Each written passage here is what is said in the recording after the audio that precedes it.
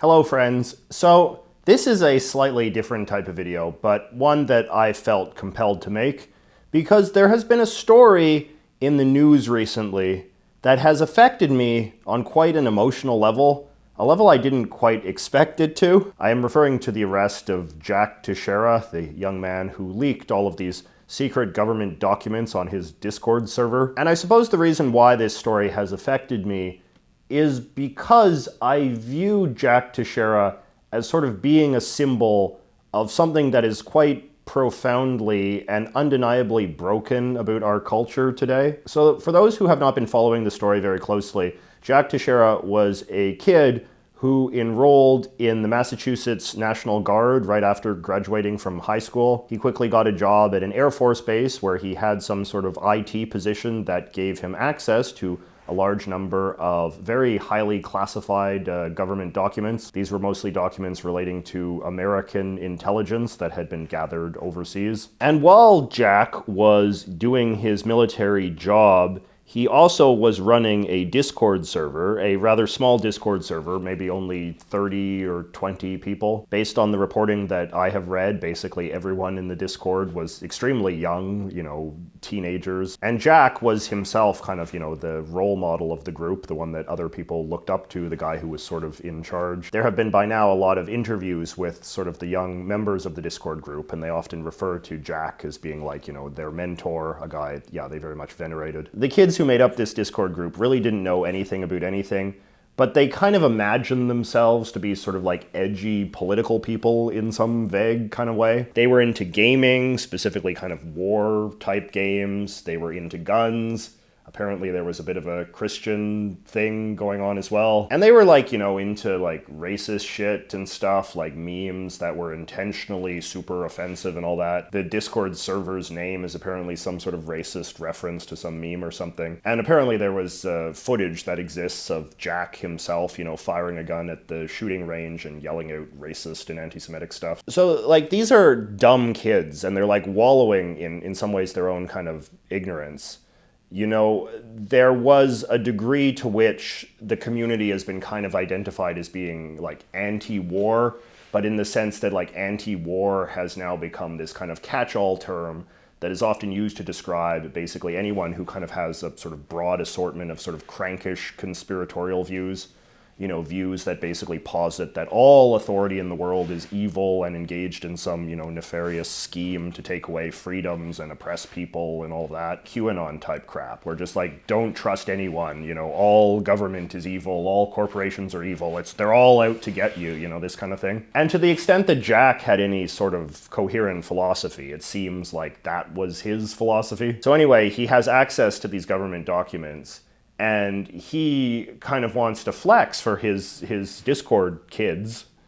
And so he initially starts, typing them out and saying like, oh, check out this like exclusive government stuff I have at my, exclusive government job or whatever. And the sort of bleak comedy about this is that initially none of the kids care. Like he's sharing this secret intel and they can't be bothered. And that like sort of pisses Jack off. So then he starts taking photos of these classified documents that he has access to for whatever reason at the Air Force base where he works. And it is like only once, we kind of have this kind of more multimedia dimension to the secret documents that people start being interested in them.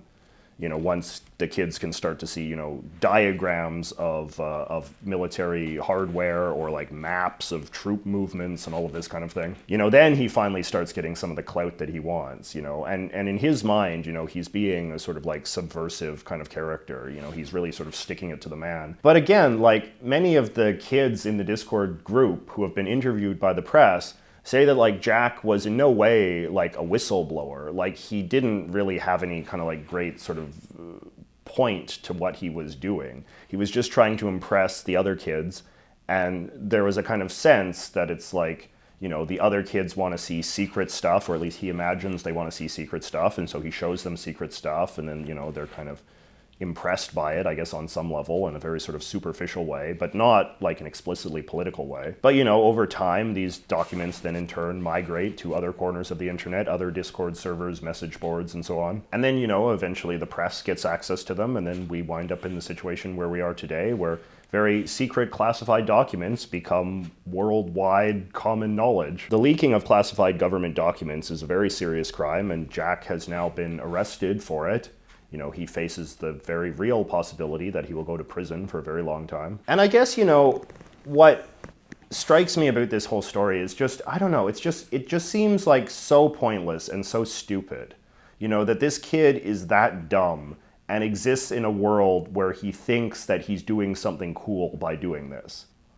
I want to be very clear about something, which is that Jack is not the primary victim of this story by any means. You know, the victims of this story are the many men and women whose lives are now in danger because of what Jack sort of thoughtlessly did. A lot of these documents apparently involve secret information about the sort of situation in the war in the Ukraine, information that exposes some of the vulnerabilities of the Ukrainian side that will be very useful to the Russians as, you know, they seek to conquer that country. And, you know, just information in general that compromises the safety and security of the men and women who work for US intelligence overseas, whose ability to survive is often heavily dependent on their ability to remain anonymous. When you leak classified government documents of this sort, you make it much more likely that the sort of people that have gathered this intelligence will have their identities known, their cover will be blown, you know, their identity is compromised, and that puts them in tremendous physical danger in many cases. There's also the degree to which sort of the leaking of this kind of information compromises America's relationships with its allies overseas. And, you know, the maintenance of these geopolitical relationships is a hell of a lot more important than Jack's ability to be popular on his Discord server. All of that being said, I do find it hard to not think of Jack as, again, like a symbol of something that has gone very wrong in sort of our modern culture. You know, Jack was a kid, and he is very much a kid. I mean, it's very striking when you look at these pictures of just how amazingly young he was, only 21. And he was radicalized by a certain culture that has been allowed to grow and thrive on the internet. A culture in which these kids just wallow in their own ignorance and self-righteousness and conspiracy theories. It's a world without adults in many ways. It's a world without any sort of adult supervision or adult authority present in their lives. It's depressing to me that these teenage kids saw Jack as their mentor. He was their leader. He was their role model. You know, this 21-year-old kid who doesn't know anything about anything, who has committed this terrible crime and put himself in enormous danger, he somehow is the role model. He is somehow the symbol of what a mature person is. And, you know, based on some of these interviews, these kids have this kind of like warped understanding of exactly what's going on here. You know, in their mind, Jack has not committed an obvious crime and is sort of facing the consequences of his decision. No, you know, he's being hunted by, you know, them, by the deep state, by the, you know, conspiracy that runs the world and all of this. You just kind of think, like, if these kids had people in their lives that maybe took a little bit more interest in them, and as well, if the kids maybe had a little bit more interest in sort of seeking the wisdom of people that were a little bit more old and mature than they are, you know, maybe a situation like this wouldn't have happened. If these kids had people in their lives, older people that were more present in their conversations, you know, that were able to say things like, no, don't do that, or no, that's not in fact how the world works. You're ignorant. You need to like learn and educate yourself. And, you know, maybe I'll help you learn. I'll help you sort of figure out some of the actual facts about this world rather than just the kind of nonsense facts that you're learning from God knows where. Anyway, I guess I have like a couple of takeaways from all of this. One is that I hope to God that this kid does not become some sort of martyr figure. You know, already we've seen assholes like Tucker Carlson and Marjorie Taylor Greene, you know, just spitting like just utter bullshit about like what's going on here. It's like, oh, you know, this kid is like an enemy of the Biden regime because he stood up to their war agenda or whatever. It's like, fuck, it's such bullshit. You know, like, I am not somebody that gets angry very easily, but when I see some of this shit, it just makes me see red. You know, these kids have been failed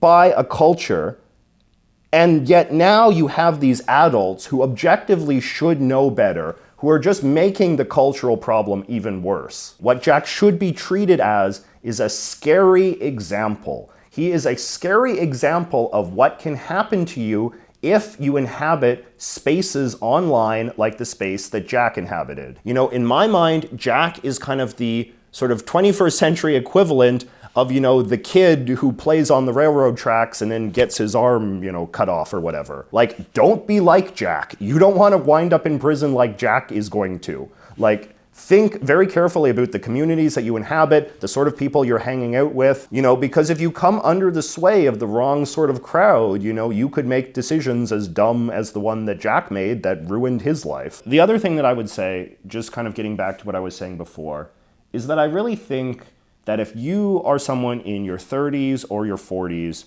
one of the most important things you can do is to take an interest in younger people, in people who are in their 20s or in their late teens. A lot of these kids clearly need more help than they're getting. They need more wisdom in their lives. They need more adult role models in their lives. And I think that when you're in your 30s or your 40s, you can have a credibility with younger people that perhaps people older than that cannot have. You're close enough to them in a sort of cultural way or even in an appearance kind of way that you can be sort of seen as someone who's not like old, but at the same time also having a repository of wisdom that they are aware that they lack in themselves. Like, you just objectively have more life experience. And I do think that a lot of young people are more eager to meet people like that than we sometimes give them credit for. But a lot of it does come down to, like, are you making yourself actively available to them? Are you seeking out younger people to befriend and mentor? And obviously some of the onus also goes to the young people themselves as well. If you're somebody in your late teens or early 20s, are you seeking out friends that are older than you, significantly older than you, people that you can learn from? Or does your whole understanding of the world just sort of begin and end with people your own age? Obviously you can get these sorts of relationships right or wrong. Sometimes obviously kids don't like to be sort of condescended to and told, like, you young whippersnappers need to shape up. But on the other hand, there are kids that actually do kind of, like, I have found, respond well to having a sort of adult authority figure with whom they have a somewhat kind of playfully adversarial relationship as well. Kids, I think, like to be challenged on their beliefs a lot of times, and I think older people like to be challenged too. And I think what you want to have is an effective kind of cross-generational dialogue that maybe has some degree of deference to the sort of the wisdom and expertise of older people, but not, it's not a one-way street. So yeah, I guess that's really all I can say is, think about who you're learning from, think about who you're hanging out with, think about what you can do for the younger generation. And if you're part of the younger generation, think about what you have to gain from maybe fostering relationships with people older than you. But definitely, it seems now like, these kind of like online spaces, these online communities that are exclusively occupied by sort of young, ignorant men with crankish kind of conspiratorial beliefs fostered by their own ignorance, these are spaces that have a lot of socially destructive consequences. We've obviously spoken a lot about the degree to which young men sort of get radicalized and, they can become violent or destructive or, adopt very hateful and destructive ideologies towards other people around them. But now, through the case study of Jack Teixeira, we've now sort of seen that these kind of communities can also foster national security concerns. So if we don't want to keep going down this path, if we don't like the cultural consequences that, sort of unsupervised Discord servers or, whatever other internet spaces you want to name, if we don't like what these sort of places are doing, then it behooves all of us to sort of take some action in our own small way that we can do to address the problem. I think in some ways it's not as complicated as it seems.